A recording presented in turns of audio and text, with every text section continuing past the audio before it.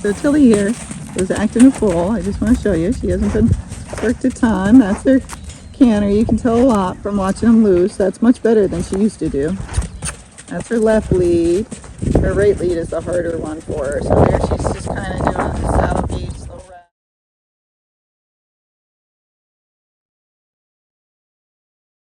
Slow rack, half cantering, jumping. Once you teach them to go over the poles, jumping's no big deal to them anymore. It makes them much more athletic. So all those lazy, pacey horses use poles and jumps. I didn't make her jump that. She just went over it herself. So you can see she's doing a little saddle gait.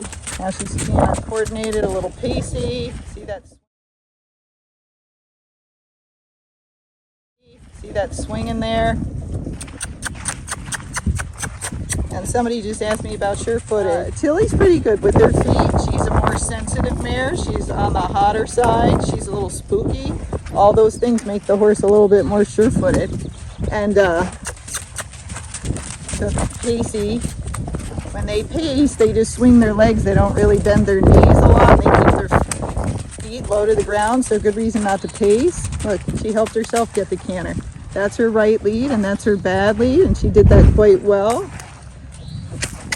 But she wanted to demonstrate because she just keeps going back and forth right here, and that's because she has some anxiety. So if you need a real sure-footed horse and you're going to be walking, oh, she lost one of her bell boots. You want to watch them at the walk. How high do they pick their feet up? She knows how to help herself get the canter. She's hilarious. Watch them at the walk because there's a lot of horses we call like daisy clippers because they keep their feet real low to the ground. And those ones won't clear as many objects because they don't pick their feet up high. They'll have a better endurance. So if you buy those horses, it's good to teach them to trot or go over poles so you get them picking their feet up higher, but they will have a little better endurance. The ones that pick their knees up really high and are really showy and what we call a lot of action,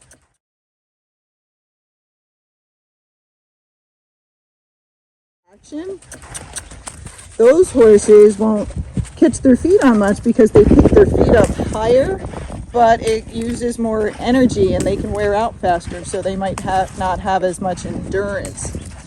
And again, you want to watch them at a walk because a lot of the Rockies, Kentucky Mountains, all the horses that do the saddle gait, when they do the saddle gait, as they go faster and faster, they usually pick those knees up higher.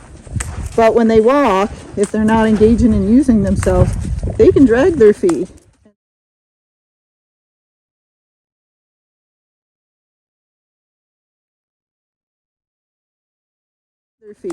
And so if you're just going to be walking, you might look at the videos and think that's a great horse, but it's not for you because you're not going to go that fast, so it's not going to pick its legs up.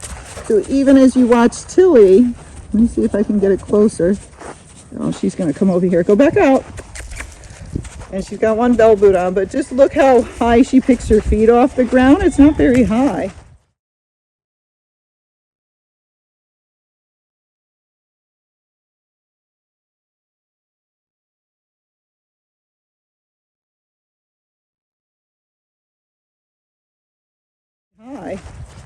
And so, but she does okay most of the time until she gets tired.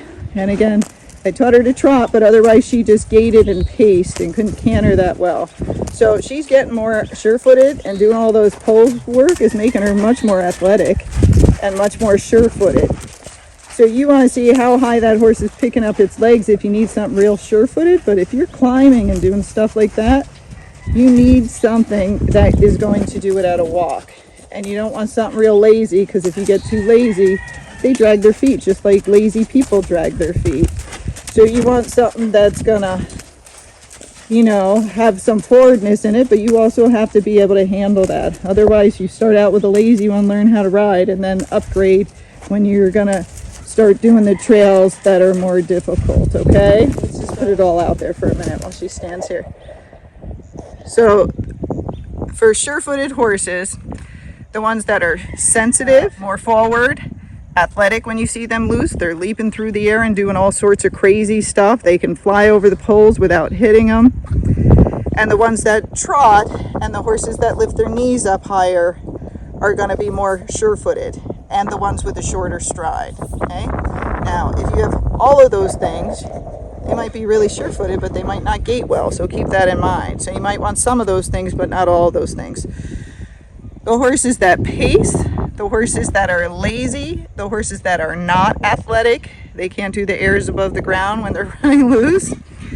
Those horses are safe, but they are not going to be as sure-footed, okay?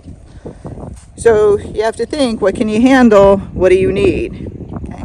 The horses that gait, depending on their gait, some will be sure-footed and some won't, because it depends. Do they have a big long stride? Not going to be as sure-footed. They're covering more obstacles and objects as they're going on the trail.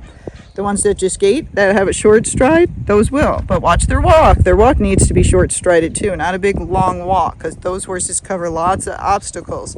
And so they can't help it when they hit things, because they're covering like 3 feet out in front of them versus a foot out in front of them. So remember that.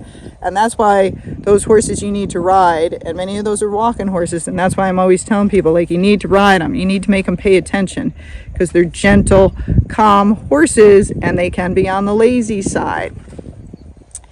So the ones that just gait, some of those might come down in their fetlocks too, their ankle area, and you got to be careful of that, because it gives you a nice smooth ride. It's like having shock absorbers, and that's why people like the long pasterns. But as they get older, they can also give out, and so you want to remember that as well. So when you're looking for sure-footedness, you need something you can handle. You need a temperament you can handle, but know that the hotter, more hyper, trotty ones are going to be more sure-footed. And that's why regular horses, like the quarter horse or the Morgan and the Cellbred, those are trotty horses, but some of those can also gait. They're going to be pretty sure-footed because they also trot. So that's why if you need sure-footed, you got a pacey, lazy one, start firing them up. Maybe feed it some alfalfa, give it some crack, give it some performance feed, start putting it over poles, all these poles.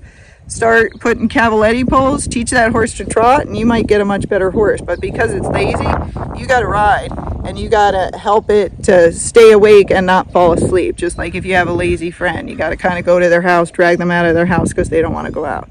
So same kind of thing. So that's my opinion on sure-footedness.